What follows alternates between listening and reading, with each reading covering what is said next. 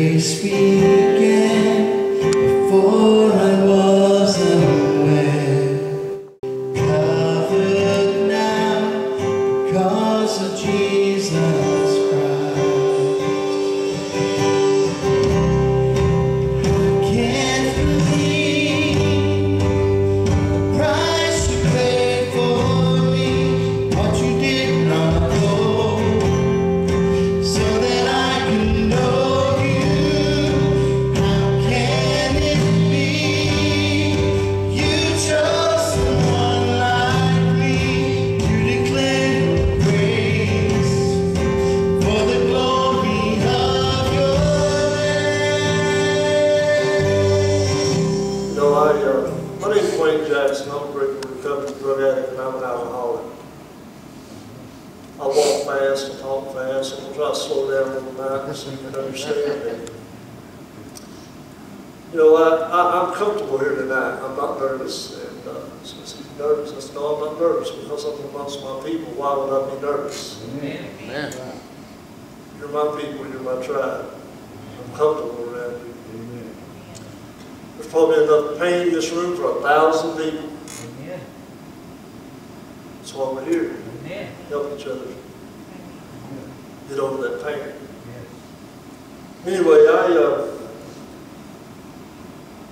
my mother moved us over to Johnson City when I was 5-year-old over to the housing project. She had a terrible choice of men.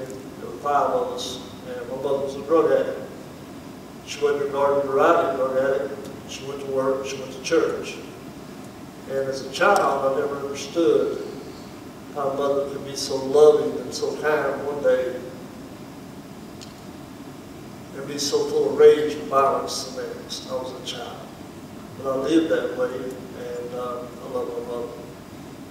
And my stepfather come along and moved us up in an FHA subdivision. And when I went to school, the kids with the projects, they called me Rich Boy. They didn't like me anymore because I moved away. And the people, the kids in the subdivision, they didn't like me because I was from the projects. They were watching me and I steal something. So I never fit in. I never fit in, so I was pretty angry and pretty rebellious. My mother had a mental illness, and I didn't know at the time that I suffered from that mental illness too. So as I come up as a teenager, I started smoking pot, and kept me kind of on the beam, and I started running around the crowd and did the same things, and I fit in for a minute. And my older sister, she was 4 years older than me, she was everything in the world to me. And she did the same. And to make a long story short, she had a child at 15 and moved away from the home, and I had taken a mess one night, and there had to be somebody, my sister was definitely ill with it, but she had a heart defect, and my parents worked shift work. Somebody had to be there between shift change 10, 11 at night, and I was a mess. I was hallucinating, and I'm a child in these things, but when my stepfather came home from 3 to 11, she was out talking to a boy in the band. He lost it. He wasn't going to have me about her moving home anyway, and she left, and she never came back. She froze to death in a car accident. And I blame myself. If I'd never done those things, and I hated my stepfather, and I left home, and my little sister was real sick, and I left home. But anyway, I met my wife early, and she'd never met me, never missed a day of school, but she met me. She had a farm, and we took off, and we got in a whole bunch of trouble. I'd been in trouble before, and we ended up in front of a juvenile judge. Her mother definitely didn't want me around her. The judge said, well, I'm going to put you in Joe Dini Institution for Boys for 7 months. And she looked at my wife and she said, what would you want? I said, well, the boy like that, so he's been in trouble time and time again, he never won amount to nothing. And when they took me away, I knew that she was wrong about me. Anyway, my mother and her mother, they cried, and my mother said that she'd get me home, so they gave me 30 days to let me go. And my wife was pregnant at the time, and at 18, there was nothing they could do, anybody could do, we got married. But I was going to prove to everybody that I wasn't that way. And I accidentally got a union job, and I started working. I worked every hour overtime. I built a decent life. I put her through college and kept her at home. and did what was right. So I smoked pot 24 hours a day. It kept me on the beam and treated my mental illness that I didn't know that I had. I knew I was different. I knew I was strange. I knew I had anger problems, but I thought I was just me. So around 27 years old, I went and got some pot. I would sell pot, smoke pot. And a boy put 8 ball of cocaine in my packet. You can imagine how fast it took my life to turn around then. But I wasn't going to go down the tube, and I checked the treatment, and I got better. They told me to go 90 days, and I said, well, you know, beer and pot never done anything to me. It was that cocaine, I'll leave it alone. But everything I touched for the next 12 years turned to gold. You know, it was new cars, new house, new boats, Mexican vacations, and I had arrived. You know, I was doing what I was trying to raise a good boy. You know, he was a state champion cyclist. Everything was good in my life. And then he was going away to college, and I was bored. I was downtown Johnson City, drunk, shooting bull. The boys said, let's go outside and smoke. I said, let's go. And Dan Rather had talked about a new drug that was around, one puff and you'd be addicted. And we'll have a crack pipe. I said, take a smoke off this. You know, I should have listened to Dan, but I was drunk. You know, I smoked crack that night. 6 months later, I'm in a coma. I got multiple organ failure. 109 pounds. My wife had thrown me out. And I woke up from that coma and didn't know how I got there. I didn't know where I was. And I was covered in my own feces. And I couldn't get up. I couldn't talk. I couldn't holler out. I was in a plastic cage with possum gloves, Kevlar possum gloves.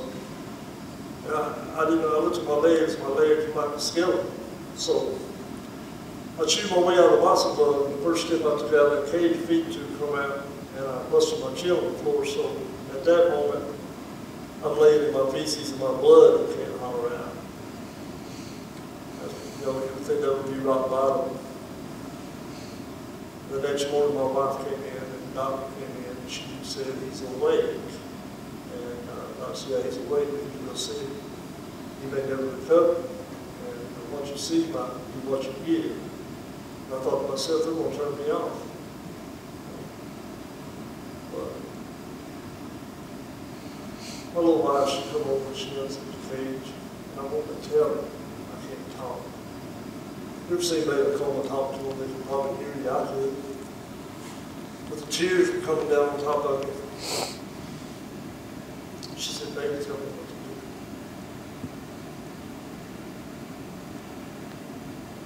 I couldn't tell her.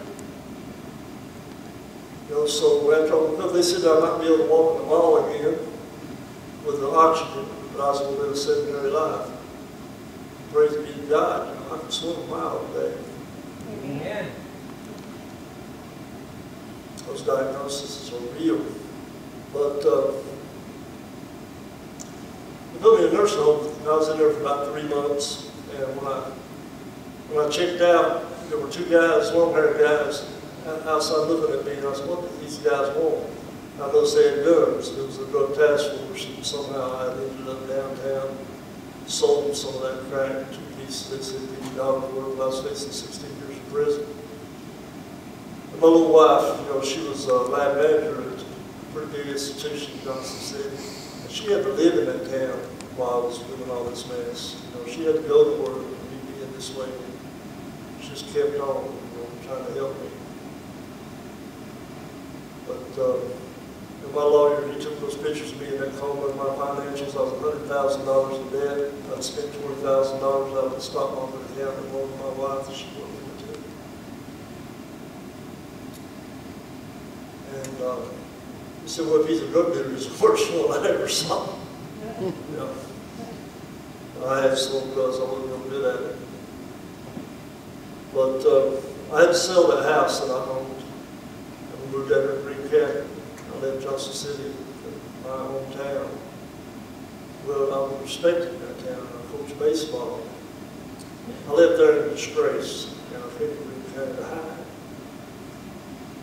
And, you know, months went by, and I tried to work and try to build back what I had destroyed.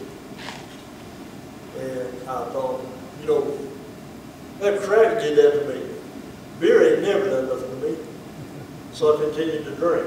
And I drank, and I was so resentful. I hated the places I worked for firing me to be sick. I hated the drug task force for setting me up like a bone pin and knocking me down when I was so sick. I hated it. I hated my mother for turning on my wife while I was sick. And I hated it. And I hated it. And I drank. I'd sit down on my spot at night by myself and think about how I could get out of here. And I've never been so miserable. But I could only get a job digging holes. I had 2 felonies now, and the union job is gone. And, you know, digging holes will hurt my back. And I go to the doctor, and you know, he sent me to therapy and this, that, and the other. He said, well, there's nothing that I can do for your back. I'm going to put you on more tabs and morphine. You see, the story just keeps going. I ain't yelling. Anyway, I didn't say, no, you can't do that. I'm a drug addict. I said, no, you bring them on. And, you know, for 2.5 years, I thought that I had found my saving grace. I outworked, outplayed, outdone everybody around me on that medicine, and I never abused it. And I drank, and I was still miserable and unhappy. And one night, drunk, and beer never done anything to me. One night drunk, I go to Google, you know Google. I typed in how to inject morphine. And I bet y'all can imagine how fast my life went to the garbage then again. So the money starts disappearing again. And I needed help. So someone could give me a piece of Suboxone. And I went up there to the clinic and I started taking Suboxone. They said, listen here, they said, you got to go to meetings, you got to get a sponsor, you got to wear SIPs. I said, yeah, you can do all that. This works for me. I was so sick when I went in that clinic, the doctor gave me that medicine. He said, you come back after lunch and see how it affects you. I knew when I took it after lunch. I was so sick when I went in there. And after lunch, I could have played a game of tennis. That's strong, powerful medication, y'all. It's addictive and it's dangerous. And I was like, I got it now. I got it back. I can get it legal. I'm not going to have to go to jail. I can drink all I want. They drug tested me every other week. I didn't care. I didn't smoke weed anymore. So every time I smoked weed, I thought the feds was after me. But I drank and I drank and I drank, and I got more mean and I got more abusive, and I never touched my wife, but I treated her like a dog. I talked to her. She took the brunt of all my resentments. And one day I came home drunk, and I cussed her. I called her everything in the world. She'd had nothing. She jumped on my chest and put her hands around my throat, and she said, I need to die, you need to die, because I can't leave. I thought to myself, she's going to kill herself to get away from me. I made her so miserable. And all I've done for 15 years is make her miserable. Let her up. She's had enough. Let me die, God. I prayed every day to die. I've got a defibrillated pacemaker that completely controls my heart. That heart attack that I had when I got put in that coma, I stopped my heart and I smoked $1,000 of crack a day. I didn't play with it. I'd be busting wood, it would start pouring. I said, let it be today, let it be quick, God, let me die. I'd drive that 107 cut off and them dump trucks be rolling. I said, let me have the courage to park my car underneath it and let it be today. Let her be happy, let my son be happy, quit embarrassing him. And I wanted to die. I ended up back in Johnson City, drunk, on Suboxone, on Klonopin. And I ended up with a crack pipe back in my mouth. I was from the 3rd shift. I knew then I was in a lot of trouble. I was coming home, my heart was pounding out of my chest, and I knew then. It's a paradox. I knew then I was going to die, and I didn't want to die anymore. Not today. No, not today, but I had to be at her home. I could never let her find out that I had done something so stupid. I was throwing up in my coat in the car, so I was afraid to pull the car over. I was afraid the law would get me, and I was headed for him in a hurry. I went home, put my head in the covers, and I prayed to God, I got to have help. You got to help me. You say you love me, you got to help me. helped me. Told her I was too sick. That was the day I was supposed to go to the clinic. I said, yes. I went up there the next day. I sat down. The counselor, he looked at me and he said, how are you doing today? And he just come over. And I got honest. And I got honest. And I got honest. And I got honest. And I told him, I said, I'm no good. I said, I've been lying, cheating, stealing. I've been drinking every day on this medication. I don't have a sponsor. I'm not going to meetings. I'm not working the steps. And I ain't on crack again. And I'm going to die. You got to help me. He said, why don't you do what we suggested? So I started going to meetings. I stopped drinking. I'm coming off 15, 20 beers a day. I'm coming off Suboxone. I'm coming off Klonopin. And you guys can guess about how long I lasted before I lost my mind. About 3 weeks, I came into that clinic in a psychotic break, and I said, you've got to give me this medicine back. I'll kill everybody in this place. Every one of them. You know, they didn't call the police on me. They called an ambulance. They put me in a psych ward for about 8 days, and I got cleaned up. And I wanted it. I've been going to meetings, and I've been wanting it, you know, and I was trying to find. Anyway, to make a long story short, when I come out, I hit the ground running. I started going 3, 4, 5 meetings a day. I didn't know about sober recovery. And I prayed, and I prayed, and I prayed, and I read my Bible, and I studied, and I asked God, please, you got to help me. Things started getting better for me. Anyway, steps. When I got honest and finally admitted that I was powerless over drugs and alcohol, I got honest. I got honesty in it, but then in the second step, I came to believe that a power greater than myself could restore me to sanity, that power being Jesus Christ. Amen. I knew what had happened to me. And the reason I could believe because of you guys. You guys told me that Jesus had helped you, that you had recovered from helpless and hopeless situation. That gave me hope that I could do it. Amen. That's how I come to believe. It's through us, through you guys. That's how it happens, you know. And then the third step, when I had faith enough to turn my will and my life over to the care of God, as I understood it, it happened for me. The obsession to use drugs and alcohol went away. October 15th, I was falling down drunk on crack. 2015. October 16th, I didn't have a drink or a drug all day, and I ain't had one since. Thank to God. Praise the Lord.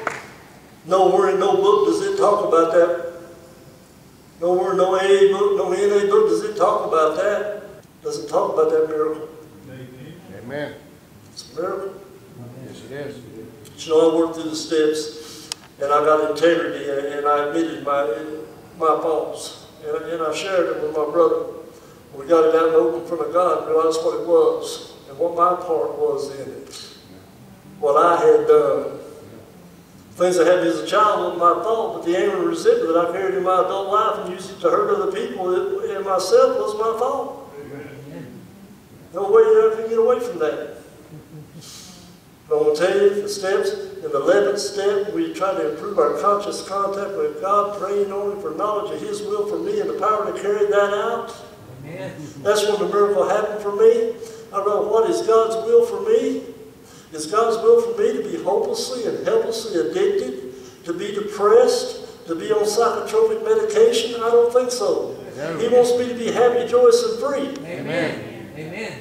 I've got a 12-year-old sister that died of a heart attack. I've got a 17-year-old sister that froze to death in a car accident. I've got a 50-year-old sister that OD'd on Xanax and natural ice. And I've got a brother 3 months ago that died drunk and alone. That's a lot of sad stories, but you don't have to be sad for me because I don't have to die that way, thank to Jesus. Amen. I don't have to die that way today. If I die today, I'm going to die happy, joyous, and free.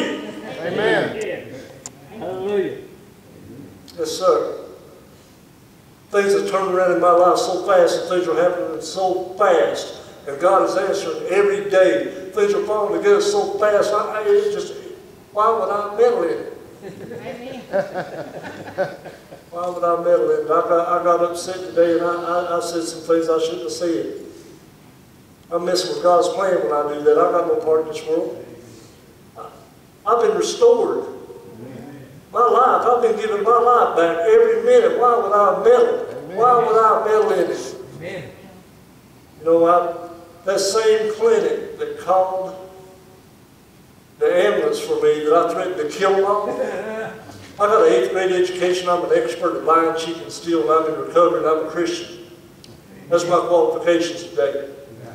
I go back up to that clinic and I start sharing my experience, strength, and hope with the people in that clinic because I like being around them people. They're my people. I want them to have what I've got. Amen. Dr. come to me and he said, Wayne, he said, I like what I hear. If you're interested, you're interested. I'm sitting there today making more money than I've ever made in my life doing what I would do for free. Amen. Amen. Praise God. Praise God. Praise God. There's three things. I'm going to say this right now. We can debate this, we can debate that. We can debate what works, what don't work. We can talk about the world, current events, and how terrible things are. We can argue, but there's three things that I know that I don't have to argue about today that I got no doubt. I'm God's child. Amen. He's my Father. Amen. If I trust in Him, I have nothing to fear. I'm God's child. Amen. He's my Father. Amen. If I trust in Him, I have nothing to fear. That's right. Thank you, guys.